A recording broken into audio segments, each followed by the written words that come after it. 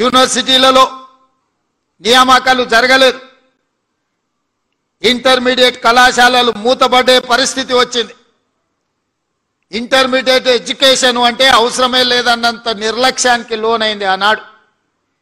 యూనివర్సిటీలలో lecturers కానీ, associate ప్రొఫెసర్లు కానీ, అసిస్టెంట్ ప్రొఫెసర్లు కానీ, లేకపోతే ప్రొఫెసర్ల రిటైర్మెంట్ వయసు కూడా పెంచే ఆలోచన చేయలే.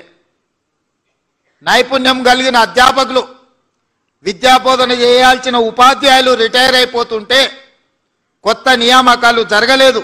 డైరెక్ట్గా ప్రొఫెసర్స్ను మనం నియమించలేం. లెక్చరర్స్ అసోసియేట్, అసిస్టెంట్ ప్రొఫెసర్లు కావాలి, వాళ్ళు ఆ తర్వాత ప్రొఫెసర్లు కావాలి. ఒక పరిణామ క్రమంలో ప్రొఫెసర్గా కావాలి అని అంటే 20-25 సంవత్సరాలు టీచింగ్ సైడ్ పనిచేసి ఉండాలి. మరి నియామకాలు జరగకుండా ఉన్న ప్రొఫెసర్లు రిటైర్ అయిపోతుంటే ఈ యూనివర్సిటీలు ఎందుకు ఉపయోగపడని ఒకప్పుడు గొప్ప చరిత్ర కలిగిన 100 సంవత్సరాల పైగా ప్రపంచానికే సేవలు అందించి గొప్ప ప్రధానమంత్రులను, ముఖ్యమంత్రులను అందించిన ఉస్మానియా యూనివర్సిటీ మూతపడే పరిస్థితి వచ్చింది. కాకతీయ యూనివర్సిటీ ఈ దేశానికే గొప్ప గొప్ప ఇంజనీర్లను అందించిన కాకతీయ యూనివర్సిటీ కూడా కళా వైభవం కోల్పోయి కాలగర్భంలో కలిసిపోయే పరిస్థితులు ఆనాడు వచ్చినాయి.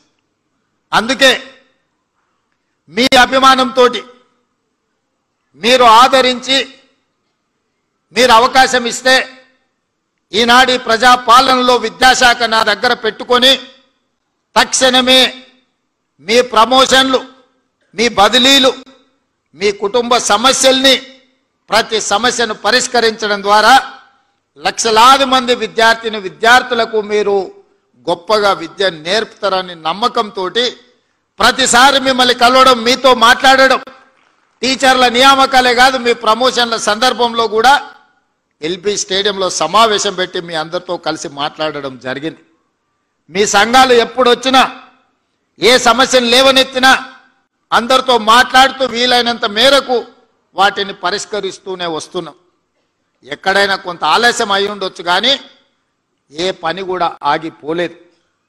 మరి ఈరోజు ఈ తెలంగాణ వచ్చిన తర్వాత మరి ఇక్కడ ఉన్న ఉపాధ్యాయులు చెప్పాలి, గురు పూజోత్సవ కార్యక్రమం తెలంగాణ రాష్ట్రంలో ఎప్పుడైనా జరిగిందా? జరిగితే దానికి ముఖ్యమంత్రి వచ్చిండా? మీరు ఒక్కసారి ఆలోచన చేయండి. ఇవాళ నేను మీ సోదరుడిగా విద్యాశాఖ నా దగ్గర ఉంది. తెలంగాణ రాష్ట్రానికి ముఖ్యమంత్రి అయిన కాబట్టే ఇవాళ గంటల కొద్ది సమయం మీతో కేటాయించి